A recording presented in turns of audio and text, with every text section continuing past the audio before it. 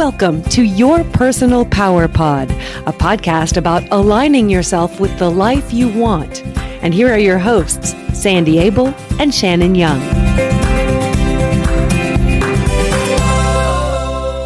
Shannon, another beautiful day in the neighborhood. How are you today? I'm great, Sandy. How are you? I am great, and I'm once again excited about our topic today because it's really, really important. It is. It's one of those things that if you aren't aware of it, it can really control your life. Today, we're talking about the shadow again. Right. The reason we're doing that, one of the many reasons, is one of our listeners mentioned to me recently that she's been to a lot of counseling and it was helpful, but not hugely. And nobody ever mentioned her shadow. And when she heard our podcast about it, we did a podcast on the shadow 2 years ago, amazingly enough. She said that was such an eye-opener for her that she realized she'd been running away from her shadow and that was controlling her behavior. So she wanted us to revisit it for people who might not be aware of it. And I think that's a great idea. So here we are again with the shadow. So tell us who came up with the concept of the shadow. Way back at the 1900s, psychiatrist Carl Jung described the shadow as the hidden and repressed aspects of your personality. It's everything you like to think you're not. Yes. And it's the part that you hide from yourself and others as well. You're ashamed of it. You don't want to acknowledge it. You don't want anybody to see it. And it's often seen as the dark, dangerous, and evil part of who you are because it's all about negative emotions. We want people to think that we are wonderful and lovable and valuable and kind and smart and generous and caring, which we are. But we don't accept that as in nature, everything is balanced. You know, there's spring when the flowers grow and winter when they die, and everything is balanced. And human beings are balanced too. And our personalities are balanced. And we have really good parts and we have really uncomfortable parts that we really don't want to acknowledge. If we repress those, it can cause a lot of problems. But this is your shadow.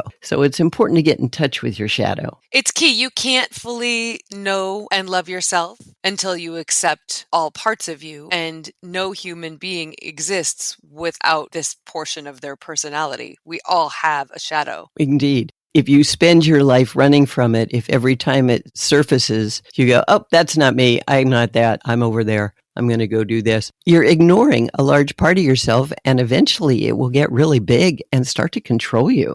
It's important to be aware of this concept. It's interesting. Carl Jung divided your personality, all of our personalities, into 3 parts. The first is your facade, which is what you want to believe you are and what you show to the world. That's the beautiful, wonderful part. And then there's the shadow, which is the darker side of who you are and what you tried to hide from yourself in the world.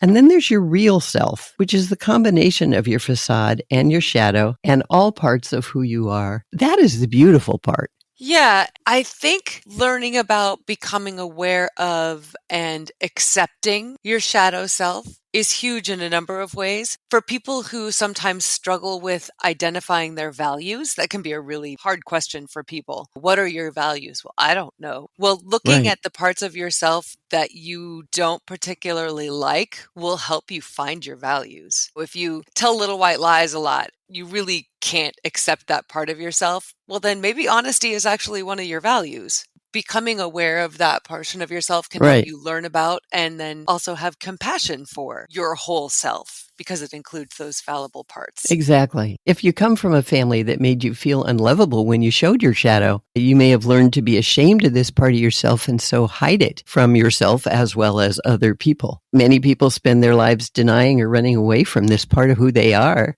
Or they get in touch with it and it ends up defining them. Everything you do is then built on ignoring that part of yourself or trying to hide it from the rest of the world. And that just limits you in such a big way. Oh, yeah. And it's really hard to have positive self-esteem and value and love who you are and accept who you are, all parts of you, if you don't acknowledge and come to terms with your shadow. So tell us about the negative repercussions of ignoring or avoiding your shadow. How does that extend into the rest of your life? Well, when you ignore your shadow, you reinforce negative behaviors, like you said, and it will increase feelings of stress and anxiety and depression. Like I said, you'll have trouble with self-esteem and trouble claiming your personal power. You'll have problems with relationships with other people because you're not being authentic, you're not being real, and you'll have a reduced ability to cope with stress or change, and your mental, emotional, and physical health will suffer.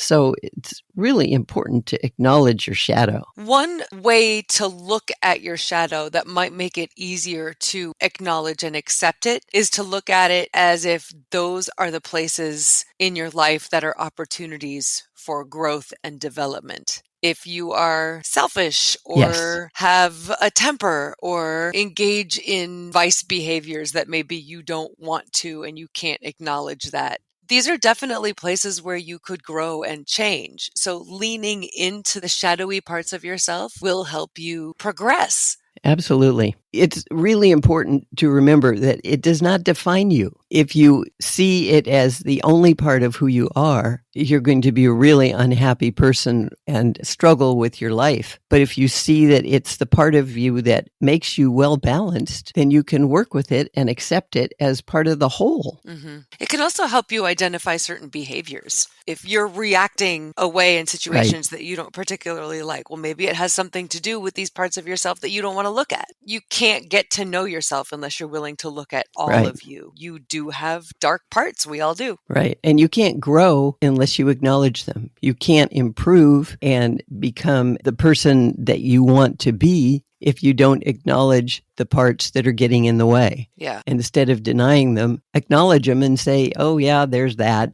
I know the past few days I've been dealing with my shadow. Back when I was a little person in elementary school, people used to make fun of me and laugh at me all the time for weird stuff like they didn't like my dress or whatever. In those days, we wore dresses to school. I've been able to work with that little person and that part of my shadow for a long time. But for some reason, somebody said something and I thought they were laughing at me about something I did. And that little person, that little part of me, that shadow part, jumped up and got huge and got really angry and defensive and was belligerent and all those negative things that I like to think I'm not. But there it was. That shadow part for a day, my poor husband had to deal with me living my shadow until I finally realized, oh, this is what's going on. Okay, I need to get control of this. I need to work with it and calm it down and come to terms with what happened and that it really isn't bad and that I don't need to react that way.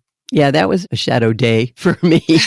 How about you, Shan? Yes, I have some shadow feelings around work, around my employment, not about work in general. I'm typically a pretty hard worker, but I have a tendency to get petulant. Oh, good word. There's definitely a part of me that leans towards temper tantrums.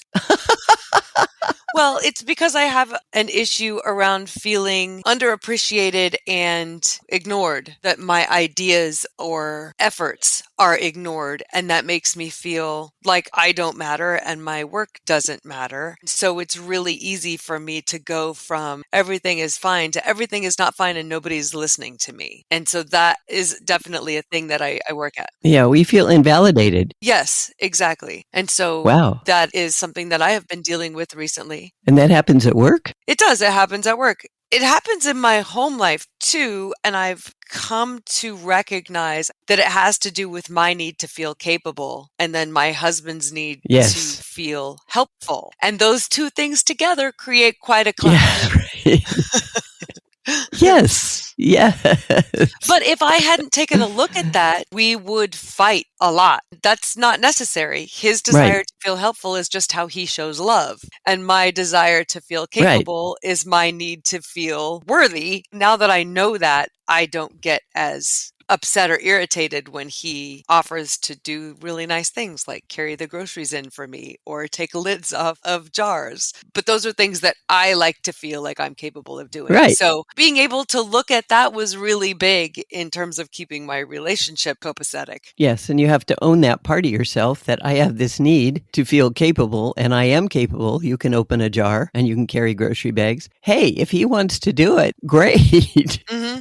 It's good to just be aware of the dynamics and what is important for you and where your shadow comes in if you are feeling like he thinks you can't do these things and you get angry about it and all that. Right. Connecting with your shadow can help you in a lot of ways. It can, but that first time you open the door to your shadow can be really scary. So how do we approach it for the first time? Well, the first step is to be gentle with yourself. Always. Do not be judging yourself. Don't be hard on yourself. And start to increase your awareness of your shadow. Be honest with yourself and look objectively at who you are, both sides, the positive and the negative, the real self, and stop being ashamed of your shadow self. Learn to identify and work with it. It can be helpful to write down the things you like and don't like about yourself. As soon as you start shining light into these dark corners of your personality, they will become less scary. As soon as you're willing to acknowledge them and love on them, they don't control you anymore. Being able to be honest about them, make a list, look at those parts of yourself and explore the reasons behind them, that'll help you figure out whether you want to keep them or change them. Yeah, and it's good to know where you learned them, how they were dealt with when you were young, and increase your non-judgmental awareness of those characteristics.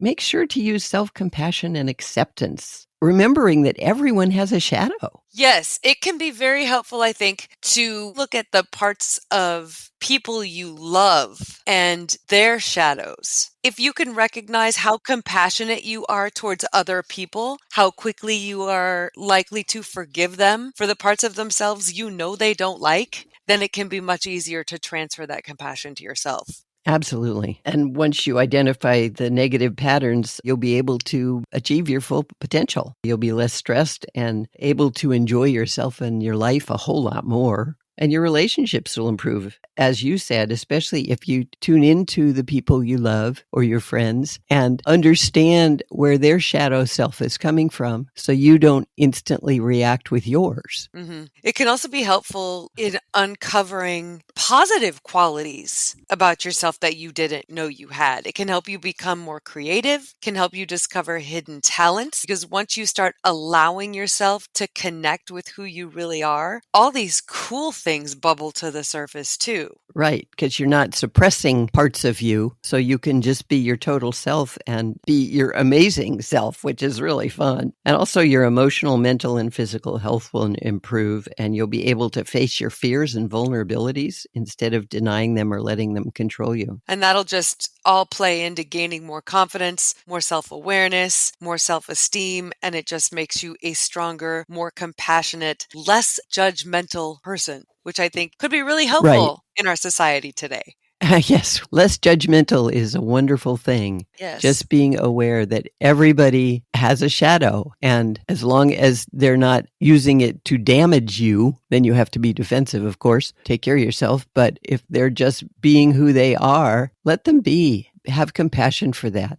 And then you'll be able to communicate better with everybody. And also better to manage your own emotions and behaviors and accept yourself as the whole and unique person you are. Yes, you can't reach your full potential until you're willing to look at your full self. Exactly. And once you understand and are in touch with your shadow, it can no longer control you. That's the super powerful part about this. It separates you. It gives you some distance from it. Being able to say, oh, yeah, Yes. I have a tendency to be rude and short with people. Just knowing it gives you the power to do something about it. Exactly. And that is the next step. Just knowing it and saying, I have a tendency to be rude to people. And then, oh, well, that's me. Well, no. Once you acknowledge it, if it's not acceptable, if it's hurting others or yourself, you're aware of it, you have the power to change it. Always know you have the power to change once you're willing to look at all of who you are. You and I have both worked on this for a long time. If our shadow characteristics pop up, we recognize them and work with them so they don't control us. At least for me, my shadow doesn't control me most of the time, except last week.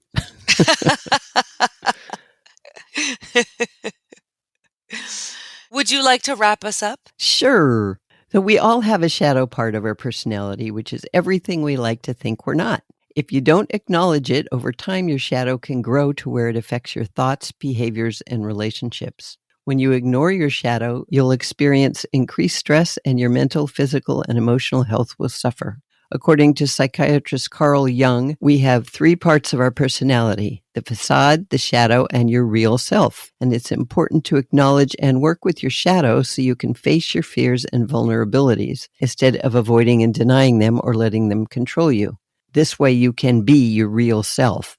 To deal with your shadow, you have to be honest with yourself and realize that it does not define you. Stop being ashamed of your shadow and instead learn to identify and work with it. And once you're in touch with your shadow, you will gain more confidence, better manage your emotions and behaviors, and accept yourself as a beautiful, whole, unique person. Love it. Thank you, Sandy. Thank you, Shannon, and thank you to our listeners. We appreciate you taking this podcast journey with us, and we hope that what we're doing is empowering you to be your best selves.